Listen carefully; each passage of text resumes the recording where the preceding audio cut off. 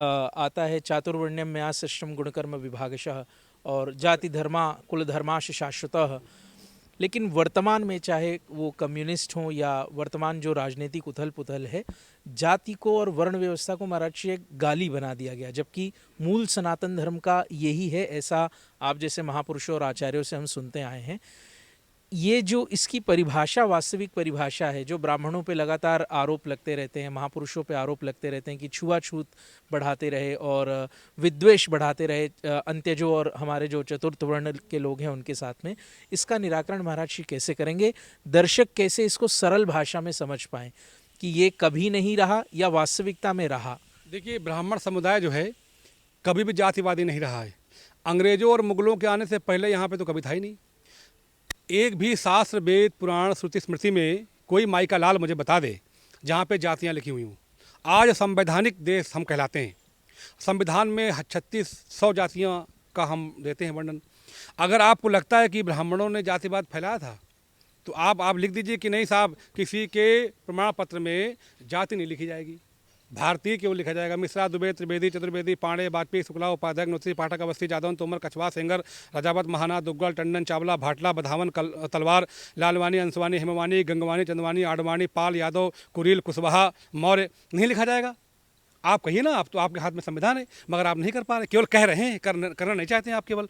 तो ब्राह्मण नाम पुरोहित है और जो लगातार इसके वक्तव्य से, व्यवहार से, आचरण से जो पूर्व का परम कल्याण चाहता वो ब्राह्मण है। ब्राह्मण आदरणीय इसलिए रहा कि छुआ, ब्राह्मण ने कभी नहीं माना है। ब्राह्मण ने भंगी को, तुरही को और लोहार को, कुम्हार को, कहार को, नाई को, बारी को, सबको गले लगाया है, आज भी लगा रहा है। मगर ये राजनीतिक जो उद्दंड है, जानबूझ के, जान भी रहेगा ऐसा नहीं है, मगर उसको जो बेवकूफ़ बनाने के लिए और भ्रमित करने के लिए और भावनाओं को ठगने के लिए, लूटने के लिए जानबूझ के ऐसे बयान देते हैं नेता जो समाज में एक जातीय विद्वेष पैदा करके अपना निजी स्वार्थ हित साधना चाहते हैं।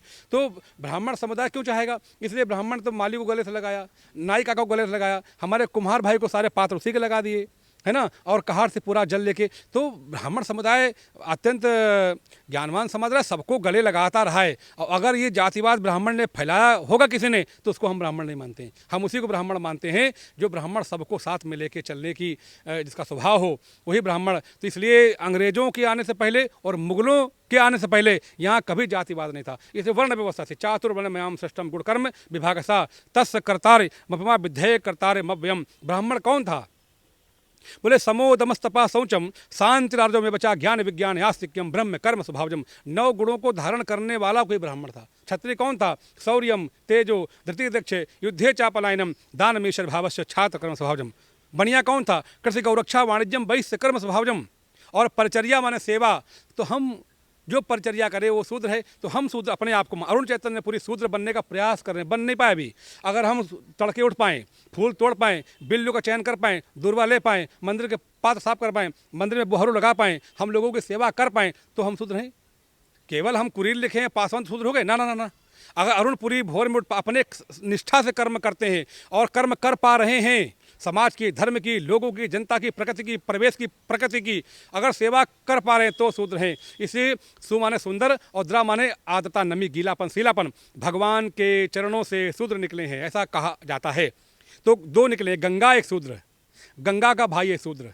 एक गंगा भी पवित्र है और शूद्र माने जहाँ बहुत सुंदरता है, दिव्यता, अलौकिकता है। और द्रा माने आद्र, नमा। तो गंगा निकली चरणों से। और ब्राह्मणों मुख मासिद बाहुराजन्या करता उरु तथा वैश्या पदभागुंग शूद्र हो जाया था। ऐसा शास्त्र कहते हैं कि शूद्र निकला है। वो लेटे विष्णु की बात हो रही है, खड़े विष्णु की बात नहीं कि ऊपर से निकल आया ब्राह्मण और यहाँ से क्षत्रिय।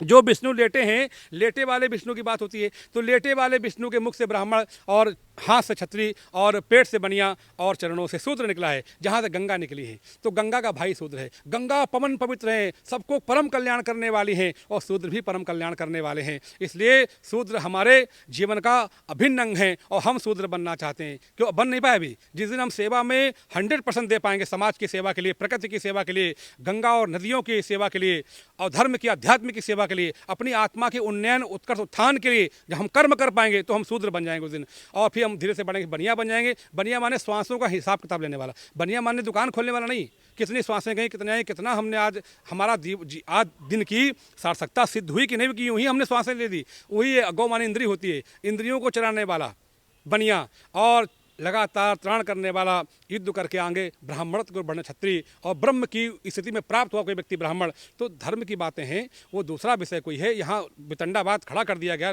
समाज में लड़ाने के लिए। ये केवल जो चापलूस और अराजक और आसुरी प्रवृत्ति के नेता हैं वही काम करते हैं, अपना निजी स्वार्थ सिद्ध करने के लिए जानबूझकर, जानते हो भी क्या ऐसा ही है, मगर जानबूझ के लिए समाज में वितंडावाद खड़ा हो और इनकी भावनाएं लड़ाई जाएं, इनको झगड़ा पैदा किया जाए, इनकी भावनाओं को लूटा जाए। तो एक तो लुटेरे होते हैं जो लूटते हैं धन को, संपत्ति को, संपदा को, एक लुटेरे भावनाओं को लूटते हैं।